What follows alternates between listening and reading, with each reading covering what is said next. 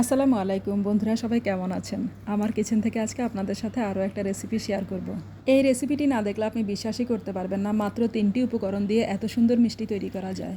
1 cup milk powder, 1 cup পানি, 3 tablespoon sugar ভালো করে মিশিয়ে এক সাইডে রেখে দিলাম। আর এখানে অল্প কিছু বাদাম ব্লেন্ড করে নিয়েছি। মিহি পাউডার করার প্রয়োজন নেই, দানা দানা থাকলেও চলবে। খাওয়ার আগে কেউই অনুমান করতে পারবে না আপনি কী দিয়ে এই মিষ্টিটা তৈরি করেছেন। দুধের এই মিশ্রণটি ফুটে উঠলে চুলা বন্ধ করে দেব। এখন লাগবে আমাদের মেইন উপকরণটি, অর্থাৎ যেটা দিয়ে আজকে আমি এই মিষ্টিগুলো বানাবো।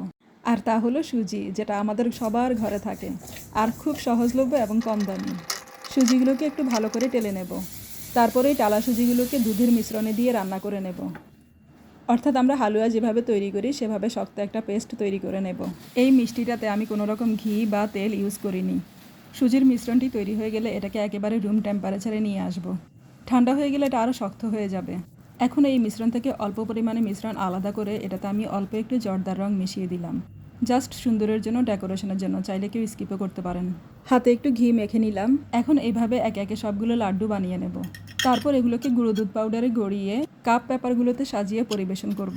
আসলে যে কোনো অর্ডিনারি জিনিসই পরিবেশন বা ডেকোরেশনের জন্য একটা ভিন্ন মাত্রা পায়। এই লাড্ডুটি দেখেও আপনার মনে হবে বাবারে কী জানি কি, কিন্তু আসলে খুব সিম্পল একটা জিনিস। আমার এই ইজি রেসিপিটা যদি আপনাদের ভালো লাগে তাহলে অবশ্যই একটা লাইক, কমেন্টস আর শেয়ার করে দিবেন। সবাইকে অসংখ্য ধন্যবাদ।